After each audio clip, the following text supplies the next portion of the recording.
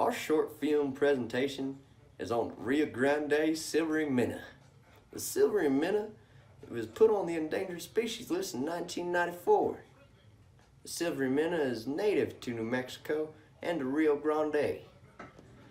And some of the main causes that led to the occurrence of the Rio Grande Silvery Minnow being put on the endangered species list is habitat fragmentation as well as water pollution. In 2007, the Rio Grande Silvery Minnow's first Recovery Act was proposed to the United States Senate and is now being actively pursued. The silvery minnow population has been declining since they were put on the endangered species list in 1994, and a big reason why is habitat fragmentation. Habitat fragmentation is the process by which habitat loss results in the division of large, continuous habitats into smaller, more isolated remnants. Throughout much of its historic range, the decline of the Rio Grande silvery minnow may be caused by destruction and modification of its habitat due to dewatering and diversion of water, water impoundment, and modifications of the river channelization.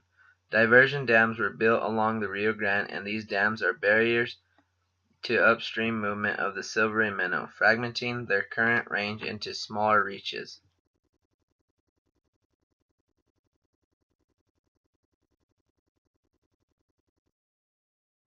Studies in the Rio Grande have shown that Rio Grande silvery minnow uses only a small portion of the available aquatic habitat.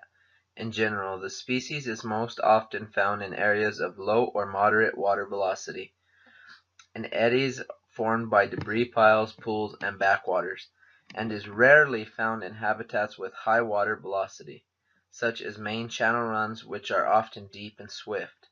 We have made the river to flow straight and narrow, which cuts out a lot of the habitat for the silvery minnow, because there is no place for the debris piles and eddies to form due to high velocity of the water.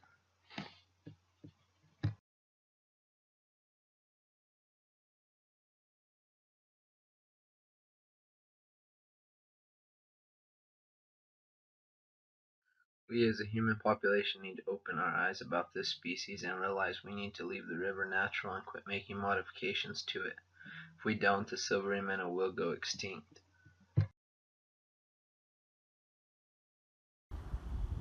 The Rio Grande is greatly contaminated with all sorts of pollutions, with more than 5 million gallons of raw sewage spilling into its water every day. Being shared by many states, it is very hard to keep this river clean or even try to clean what's in it today. E. coli concentrations here are at least thousands of times higher than federal standards allow for swimming and fishing. This being said, this makes it impossible for anything to live and thrive in this river, to include the silvery minnow. Despite this, the U.S. and the Mexican government and the state of Texas pulled the resources together to build an international wastewater treatment plant. To save these fish, New Mexico has a refuge to save these fish in Los Lunas. This refuge provides a preferred mate selection, an abundant supply of forage, and the ability to evade predators easily. U.S. Fish and Wildlife Service believes that the best way to achieve recovery will be through experimental populations into the species' historic range.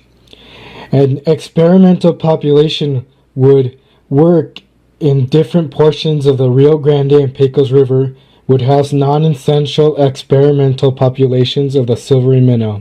In the long term, releasing these endangered species experimentally will ensure if the species can survive without negatively affecting landowners, water users, and recreationists. The release of these experimental populations would most likely start around the Big Bend stretch of the Rio Grande River to ensure maximum geographic extent. The reason for this is this ecosystem has reduced results of invasion of non-native plant species in the riparian corridor, such as salt cedar and giant river cane. This is why the Rio Grande River is set to be reintroduced in this area for maximum potential of survivability.